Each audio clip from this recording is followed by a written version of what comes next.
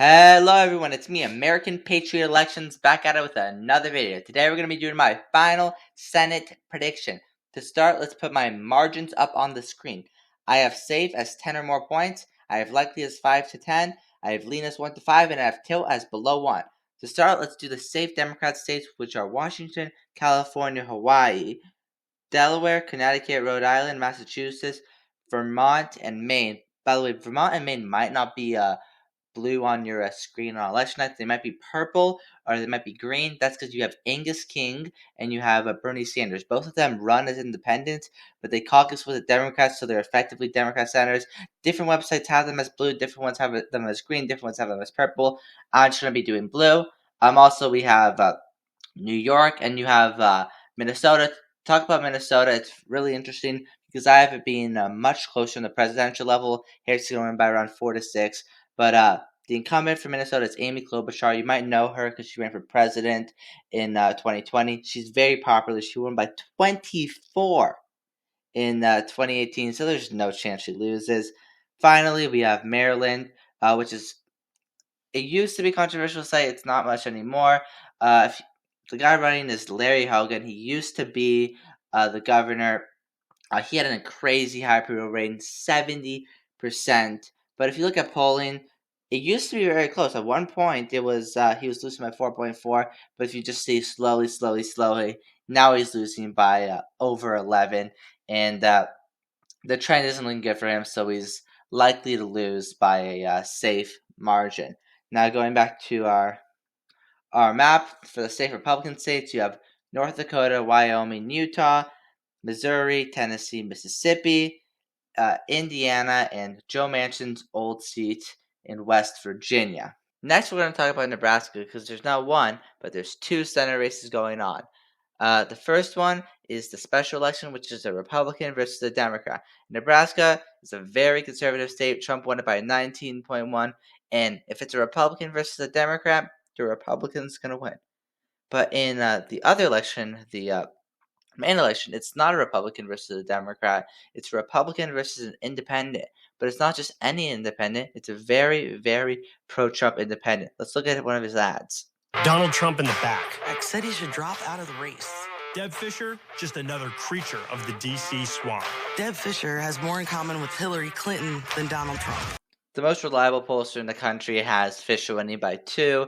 I don't think it'll be that close. I think Fischer's going to win by a little more, maybe 7 or 8. The reason why is just because you have so much Republicans in Nebraska that they're just going to see a Republican and a non-Republican. They're just going to vote for the Republican. But yeah, it's not going to be as much as how much Trump wins or how much the other Senate race wins. So I'm going to have it as likely. The next race is Montana. And Montana hosts the extremely popular Jon Tester, who won in a very red state. Trump won it by 16, but he won it by 3.6 in 2018 versus Trump in 2020. The problem with him is polling is not looking very good for him. He's down by 6.5. Again, the New York Times Celestia poll, the best one, has him down by 8. And again, partisanship does exist. People are just going to vote for the Republican because they're conservative and they live in Montana. Even though they love Jon Tester, they might just put their party over the guy they've known for a pretty long time. So I have it as likely Republican. Next up is New Mexico, which is between Heinrich and Domenici. Right now, Heinrich leads by 10 in polls, but there's only been 3 polls, so you can't look at polling that much. But in the presidential level, there's a little more polls, and Harris is up by 7.7. There's nothing to think that Heinrich is doing better than Harris. He's not super popular, and his opponent, Domenici, is not super unpopular. In fact, she is the daughter of a very famous senator, Pete Domenici. He hasn't been a senator in so long that I don't think it's going to be a huge factor, but it might be something. But I just don't see it being a 10-point race. I see it more about being a 7-point race, so that's why I have it as likely blue. Next up is New Jersey, which was decided by 11.2 in 2018, which was the blue wave year, and Mendez was the incumbent. Now Mendez had to resign after being convicted of bribery, so now you don't only have a non-incumbent, but it's not a blue wave year, meaning that the race is probably going to be a little closer, so I have it as likely blue. The next state is Virginia, where Hillary's old running mate Tim Kaine is leading by 12 in the polls. That being said, Kamala is only up by 5.8, and I don't see Kaine leading by that much over Kamala because he's not super popular. He's not super charismatic, unlike his opponent, who actually is pretty charismatic, Kung Kao. So that's why I think the race is going to be likely Democrat. Now we got Florida, which was decided by almost nothing in 2018. That being said, Florida has gotten much redder since. If you compare 2016 with Rubio and 2022 with Rubio, that's a shift of almost 9 points.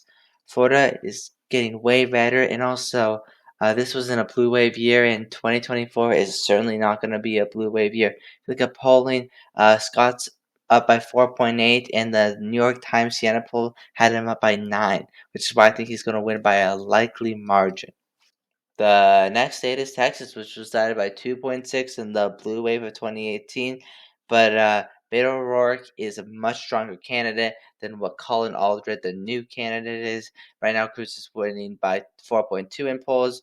The New York Times poll had him up by 4, but I think he's going to slightly overperform polls due to partisanship and name recognition, which is why I think he's going to win by a very narrow, likely margin, maybe like 5.0 to 6.0. Now we move on to our first battleground state in Nevada. Jackie Rosen won by 5 in the blue wave of 2018, but she went up against the incumbent Heller, meaning that she won with the factor of incumbency against her. Now this year she has the factor of incumbency, and in polling she's winning by 4.7. And I think polling's going to be very accurate in this state. Polling is usually pretty good in Nevada, so I'm going to give her the win by a lean margin. You guys remember Kari Lake, the Republican who ran for governor of Arizona in 2022 before narrowly losing to Katie Hobbs and then suing her to try to overturn the results of the election? Well, she's running for Senate and she's not looking very good. Polling has her down by 5.7. I do think that it's not going to be as large of a margin as 5.7, but I do think Galileo is gonna win by a decent margin, maybe around 3. It's important to note that every race I've done so far has had a side for it on the Cook Political Report. The next 4 states don't. Those are the last 4 states, and I think that 3 out of them will be decided by a tilt margin, which is less than 1 point, meaning that it's more of a coin toss, and my prediction is no better than a guess. I do think that one state, however, will be decided by a little more. So let's talk about Michigan, where polls have Mike Rogers losing by around 2.6. In 2018, polls underestimated John James in the Senate by around 2 points, and in 2020, they underestimated him by around 4 points. Remember, 2020 was a presidential year, which is more similar to this year, and I do think we'll have a similar polling miss, especially because Mike Rogers is gaining in the polls. And that is why I think that he's going to win by a lean margin. Our next state is Ohio, but remember, since I'm doing tilt states less than 1 point, it's basically a coin toss. As of now, Sherrod Brown is leading in polls by 1 point now. He is the popular incumbent to won in 2018 by 6.8. Despite Trump winning the state by around 7 in 2016 and 2018, actually around 8.